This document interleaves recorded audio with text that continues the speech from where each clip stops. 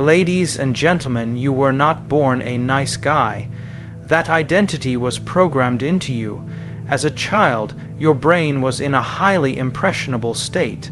Between the ages of 0 and 7, you lived predominantly in theta brainwave frequencies, the same brainwave state accessed during hypnosis.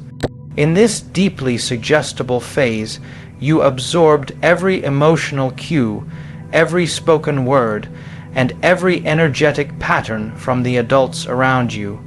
You didn't reason, you recorded. You watched how people responded to behavior, what earned affection, what caused withdrawal, what triggered anger, and you began to shape yourself accordingly. When you were told to be good, what that often meant was be quiet. When you expressed anger or sadness and were scolded or ignored, your nervous system learned that authenticity equals danger, so you began to suppress. You began to smile even when it hurt. You learned to anticipate the needs of others to avoid punishment. This wasn't a choice. It was a survival strategy. The nice guy persona, the one who says yes when he means no, the one who avoids confrontation at all costs, the one who sacrifices his needs to win temporary approval, was born out of emotional necessity, not conscious intent. You wired yourself to be liked, not to be free, and here's where it gets deeper. The brain doesn't distinguish between a real threat and a perceived one. If, as a child, emotional rejection felt like danger, and it did, then your brain registered that social approval was essential for survival. Fast forward into adulthood, and you're still running the same program, pleasing others to feel safe. The neurons that fire together wire together. So every time you abandoned your own truth to appease someone else, you were reinforcing a neural circuit that says, "My worth is conditional. I must be what others want me to be in order to be accepted." Over years, decades, this becomes your identity. Not because it's true, but because it's familiar, you mistake this conditioning for personality. You say, "That's just how I am," but you're not describing your essence, you're describing your programming. You were born bold, curious, authentic, willing to feel, but those circuits were pruned away by repetition and reinforcement of the opposite. Your brain, in its quest for efficiency, built a default self, a false self, that would fit neatly into the expectations of the world around you. This false self doesn't want to rock the boat. It says the right things, it makes sure everyone's okay. It never offends, it never leads, and it never truly lives. This is not compassion. This is codependence disguised as kindness. Now here's the kicker. The nice guy of identity doesn't actually make people respect you. It doesn't bring deeper love. It doesn't fulfill your soul. It creates shallow approval and hidden resentment. You're always giving but never receiving, always present but rarely seen, because you're not showing up as you. You're showing up as a version of you that you believe will cause the least amount of disruption. But the cost of that is enormous. You become a ghost in your own life, your boundaries dissolve, your desires get buried, and over time you feel anxious, irritable, even depressed. Not because there's something wrong with you, but because your nervous system is screaming for congruence. Your heart knows it's been silenced, your body feels the disconnect, and your spirit is no longer willing to play along. The nice guy identity is a mask, and the longer you wear it, the more you forget who you really are underneath. You confuse being agreeable with being good. You confuse avoiding conflict with being peaceful. But peace is not the absence of friction. It's the presence of truth. So you have to ask, who am I when I stop performing? Who am I when I stop needing everyone to like me? Who am I without the program? Because that right there is the beginning of real transformation. Let's get something clear. Your urge to please others didn't begin with a conscious decision. You didn't wake up one day and decide to make your life about everyone else. That behavior, constantly seeking approval, adapting to what others want, avoiding rejection at all costs, is not a reflection of your true nature. It's a survival mechanism, a deep subconscious program that was written long before you were old enough to understand what you were doing. In the early stages of life, your survival wasn't just about food and shelter. It was emotional. You depended on caregivers for love, attention, and safety. If those caregivers were unpredictable, emotionally unavailable, critical, or volatile, your nervous system quickly learned one thing: adaptation equals survival. You began to monitor, adjust, and contort yourself to stay connected, because in your child mind, disconnection felt like death. You became hyper, attuned to the emotional states of others. You read facial expressions like a language. You noticed the tiniest shift in tone or energy, and when something felt off, you changed. You smiled when you wanted to cry. You agreed when you didn't mean it. You stayed quiet when something inside of you wanted to speak. All to keep the peace, all to remain good in the eyes of those who held your world together. And here's the truth: it worked. It kept you safe. It kept you close. It gave you moments of love, however inconsistent or conditional they were. Your nervous system memorized that pattern, and like any successful strategy, your brain repeated it again and again until it became a way of life. But you grew up and the world changed, yet the program remained. Now, as an adult, you're still trying to manage the emotional temperature of every room you walk into. Still trying to earn your place through helpfulness, agreeability, and emotional labor. Still convinced that if you just do more, give more, smile more, someone will finally see you, validate you, choose you, but they don't, because you're not showing up as you. You're showing up as the version of you that you think will be accepted. You're chasing validation instead of living from authenticity. And the painful paradox is this: the more you try to be what others want, the less connected you feel, because deep down you know you're betraying yourself. People pleasing creates an illusion of connection, not real intimacy. It builds relationships based on performance, not presence. And while others may appreciate what you do, they rarely experience who you are. You feel invisible not because no one is looking, but because you've been hiding behind a mask of compliance for so long, even you don't recognize your true face anymore. This isn't fulfillment. This is emotional survival mode. It's a conditioned reflex to avoid disapproval, not a conscious path to joy, and your body knows the difference. That tightness in your chest when you say yes but mean no, that heaviness in your stomach after spending another day doing what others expect while silencing your own desires. That low-level anxiety that never quite goes away, those aren't random. They are signals, biological feedback from a system out of alignment with its truth. Every time you choose to please instead of express, you reinforce the belief that your worth is tied to your utility. That love must be earned, that your needs are secondary, and those beliefs shape your energy, your decisions, your relationships, your entire identity. You become a caretaker of others' emotions, but a stranger to your own. You become externally successful, but internally empty. You give and give, hoping someone will finally give back in the way you secretly long for. But they don't, because they were never shown the real you. The real tragedy is not that people walk over you. The real tragedy is that you've been walking away from yourself, and no amount of external praise will heal that internal abandonment. Fulfillment cannot be outsourced. It can't be negotiated with niceness or bought with compliance. It comes from alignment, when who you are, what you feel, and how you live are all speaking the same truth. Everything in this universe is energy. You are not separate from that law. You are an expression of it. Your thoughts emit frequency. Your emotions generate a magnetic field.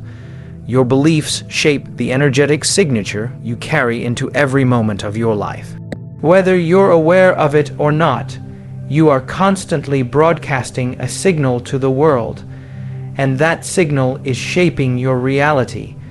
When you live as the nice guy, you broadcast a frequency that is not aligned with power, truth, or leadership. It is not the energy of someone who knows their worth. Instead, it is the energy of someone seeking approval, fearing conflict, avoiding truth. That's the frequency of lack, and lack cannot attract abundance.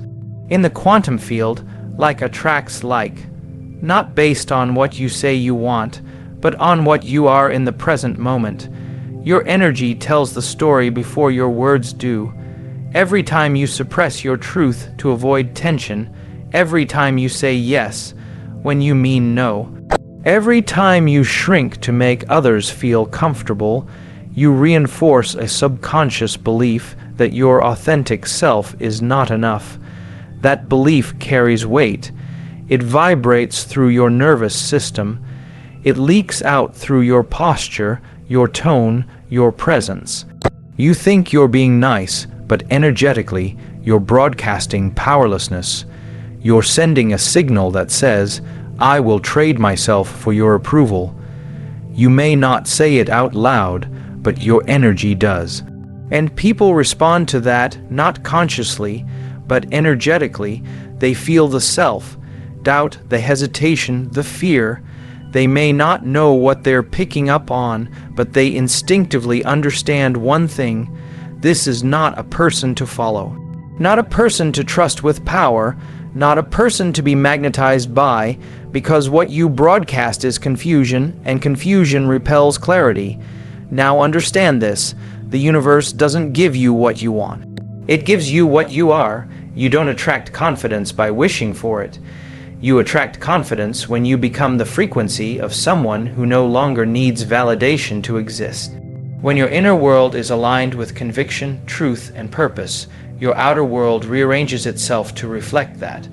But when your energy is wrapped in insecurity, betrayal, and emotional dependence, your environment reflects that back to you as rejection, disappointment, and lack.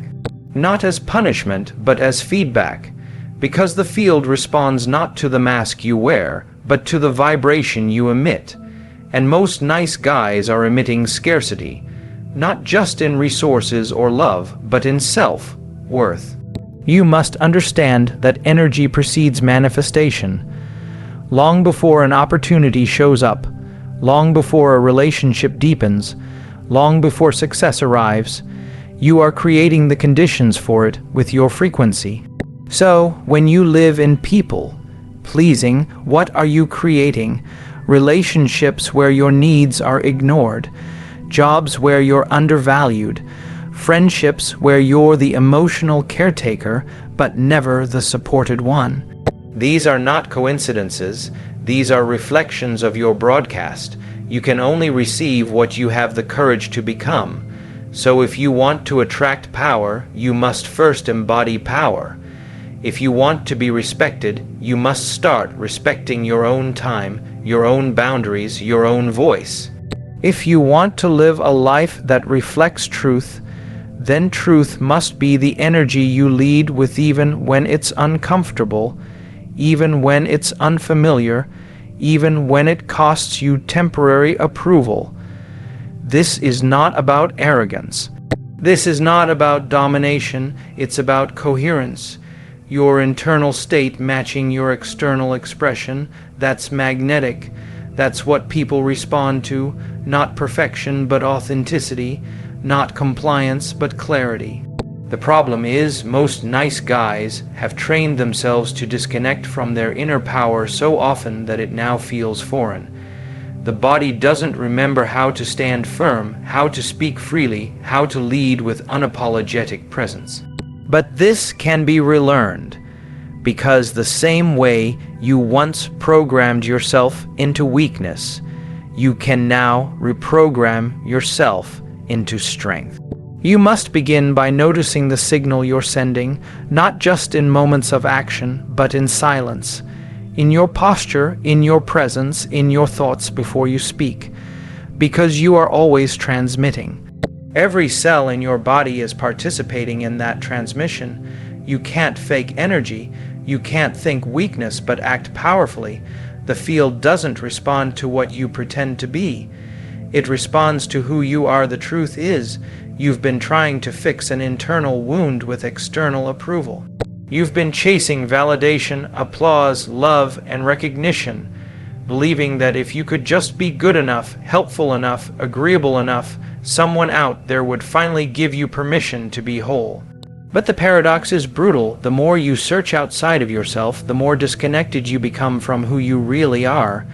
This is not a self-esteem issue. This is a pattern, a neurological loop reinforced by repetition and emotion. You've rehearsed a version of yourself that's built to be accepted, not expressed. That version of you is not a conscious choice. It's a conditioned response. You became the pleaser, the fixer, the peacemaker, not because you wanted to, but because your nervous system interpreted disapproval as danger. When you were young, maybe you learned that conflict led to punishment, that being too much led to withdrawal, or that the only way to be loved was to stay small and easy to manage. Your brain adapted to that reality. Your identity was formed around keeping the peace, not telling the truth. And because of that, your body memorized how to survive, not how to live. But that pattern of survival isn't who you are. It's who you became in order to be safe. And now it's outdated. You don't need it anymore. The people you once had to please are no longer in control, but the memory of them still lives in your biology, in your thoughts, in your reactions, in your fear of speaking up, of setting boundaries, of choosing yourself. And this is where the shift must begin. Not by changing your circumstances, not by getting new people to like you, not by posting something inspiring and hoping someone finally sees you. The shift happens within. Because transformation isn't about performance, it's about presence. And presence requires rewiring. The mind you've been using to please the world is a program. It's a network of neurons connected through repetition and emotion. Every time you said yes when you meant no, you fired and wired that pattern into your brain. Every time you avoided expressing a need to keep the peace, you carved that pathway deeper. That version of you isn't authentic, it's habitual. And no amount of external validation will ever undo an internal belief system that says, I'm not enough unless someone else says I am. So the work isn't about being liked. The work is about becoming congruent, about aligning your thoughts, your emotions, and your actions with your truth. And that alignment doesn't come from seeking. It comes from rewiring. That means choosing new thoughts, even when the old ones feel more familiar. It means practicing boundaries, even when your hands shake. It means sitting in the discomfort of being misunderstood without rushing to fix it. Because every time you choose authenticity over approval, you fire a new circuit in your brain. And with enough repetition, that circuit becomes the new default. That's how transformation happens, not through force, but through familiarity. You have to teach your body what it feels like to belong to yourself again. That's where the power lies, not in whether others like you, but in whether you're willing to live in alignment with your core, no matter who disapproves. Because external validation is temporary, it's conditional, it's addictive. And the moment it's removed, you're back to square one, performing, adjusting, abandoning yourself just to feel safe again. But internal congruence, that's liberation. When your nervous system is no longer hijacked by the need to be accepted, you become sovereign. You speak with clarity, you set boundaries without apology, You stop waiting for someone else to tell you who you're allowed to be. You stop asking permission to take up space. This isn't a motivational trick. This is neuroscience. Your brain is plastic. Your identity is not fixed, it's programmable. But you must become conscious of what you're rehearsing every day, because the longer you live through the lens of a false self, the deeper that false self becomes embedded in your biology. Rewiring isn't easy. It requires you to feel what you've been avoiding: discomfort, fear, rejection, uncertainty. But that's the threshold. That's the doorway to freedom. Not through controlling what others think, but through reclaiming your right to exist without needing to be someone else. The version of you that you've been waiting to become, the one who walks into a room with clarity, who speaks without filtering, who sets boundaries without guilt. That version already exists.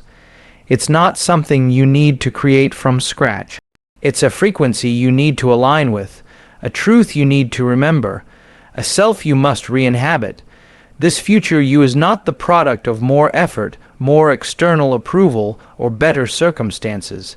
This version of you emerges when you stop abandoning yourself, when you stop negotiating with fear, when you stop giving your authenticity away in exchange for peace that isn't real. The future you is bold, not because they never feel fear, but because they've trained their nervous system to stop retreating from it. Fear is no longer a wall. It's a signal. It tells you where to lean in, not where to back down. Boldness isn't arrogance. It's presence. It's the willingness to take up space in your own life without apology. To speak a truth even if your voice shakes.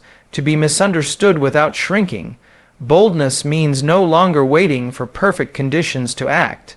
It means showing up now, as you are, not the sanitized, polished version. Not the likable version, the real version, the version with boundaries, with opinions, with a spine. The future you is unapologetic because they've stopped assigning their worth to how comfortable they make others feel. They don't dim their truth to fit into fragile dynamics. They don't say, "I'm sorry," when they're really just being themselves. They understand that apologizing for their needs, their standards, or their presence is a silent declaration that someone else's comfort is more important than their truth. To be unapologetic doesn't mean being reckless or cruel. It means being whole. It means no longer editing yourself to avoid discomfort. It means standing in the full weight of your existence and declaring, "I am enough as I am," not when you agree, not when you approve, but now. And perhaps most importantly, the future you is emotionally honest. No more pretending to be fine when you're not. No more hiding your disappointment, your anger, your sadness, just to keep others happy. Emotional honesty is not weakness, it's maturity, it's leadership. It's alignment. To be emotionally honest is to give your inner world a voice, to stop silencing your intuition in the name of convenience. It means naming what you feel instead of burying it. It means honoring your truth even when it's messy, even when it's inconvenient, even when it challenges the roles you've been cast in by others. This level of honesty creates self-trust, and self-trust is the foundation of power. When you know that you will not betray your own emotions, when you know you will not tolerate your own silence any longer, you become a force that is no longer manageable, but magnetic. The future you doesn't need to be liked by everyone. They're not addicted to validation. They're loyal to what's real, because they've done the inner work to clear the noise, to separate programming from truth, to meet their own gaze without shame. This version of you lives with emotional integrity. They don't give fake yeses. They don't participate in relationships that require their silence. They don't ask for permission to be who they are, because they've realized that the cost of self-abandonment is far greater than the discomfort of someone else's disapproval. This version of you no longer tolerates lukewarm relationships, half-spoken truths, or roles that require performance over presence. They are available only for the real, the aligned, the whole. But this future self isn't somewhere far away. It's not 10 years from now. It's not on the other side of more achievements. It's available now within you, in the choices you make today, in the micro decisions to speak when you used to stay silent, to stand tall when you used to fold, to say no when you used to comply. You don't step into this version of yourself through more doing. You step into it by being truthful, being consistent, being rooted in who you are even when it's uncomfortable. Especially when it's uncomfortable, because every time you choose authenticity over approval, you are collapsing the timeline between the you that is performing and the you that is free. There comes a point when the cost of being the nice guy becomes unbearable. When you realize that your kindness is not selfless, it's self-erasing, that your compassion is laced with silent resentment, that your peacekeeping is really a war against your own desires, that the identity you've worn so tightly around your personality, always agreeable, always polite, always good, is not a reflection of strength, but a defense mechanism forged in fear. This is the moment you wake up to the truth that being the nice guy has nothing to do with love and everything to do with control. Control of how others perceive you, control over how much conflict enters your space, control over rejection, over discomfort, over the chaos of raw human emotion. You've spent years trying to engineer safety by being non-threatening, and it's made you invisible to your own life. The nice guy doesn't live, he maintains, he doesn't speak, he filters, he doesn't choose. He waits for the green light of approval before he acts, before he says what he means, before he becomes who he is. He is constantly outsourcing his authority to someone else, a partner, a boss, a friend, a parent, society at large. And as a result, he becomes a passive observer of his own story, cooperative, agreeable, and fundamentally disconnected from the seat of his own power. But understand this, creation does not happen from passivity. You cannot create the life you want by hoping others will hand it to you. You cannot design a life of purpose, passion, and presence from a foundation of emotional obedience. To be the powerful creator of your life, you must first reclaim your agency. And that means killing the illusion that being liked is more important than being whole. True creation begins the moment you stop asking for permission. It begins when you stop needing to be palatable, when you stop editing your truth so that it lands gently on the ears of others, when you let go of your obsession with being seen as good, and finally become real, because the powerful creator doesn't operate from fear. He doesn't seek peace at the cost of his voice. He doesn't dilute himself to fit into containers that were never designed for his expansion. He is not reckless. He is not cruel, but he is clear. He moves through life with conviction because he no longer tolerates the misalignment that comes from abandoning himself. He understands that discomfort is not the enemy, disconnection is, and the most violent disconnection is not from others, but from your own truth. To step into the role of creator, you must disrupt the programming that taught you that your role was to be agreeable, to be accommodating, to be emotionally invisible. That programming was written by survival, not by authenticity. It served a function in childhood, in unstable environments, in places where your truth was too loud, too much, too unsafe. But you are no longer that child. You are no longer trapped in that environment. The danger is gone, but the behavior remains. Now is the time to rewire. Rewiring doesn't happen through willpower alone. It happens through repeated, conscious decisions to show up differently. It happens in the micro moments when you want to say yes to avoid conflict, and instead you say no with clarity, It happens when you resist the urge to manage others' emotional responses and choose, instead, to stay rooted in your own truth. It happens when you speak before you know how your words will be received, and you trust yourself to survive whatever comes next. These are not small moments, they are seismic shifts, because every time you choose truth over performance, you carve a new identity. You remind your nervous system that safety is not found in silence. It's found in self-respect. That love is not earned through compliance, it's embodied through presence. That power is not a performance, it's a return to what's always been within you. The powerful creator of your life doesn't just take bold actions.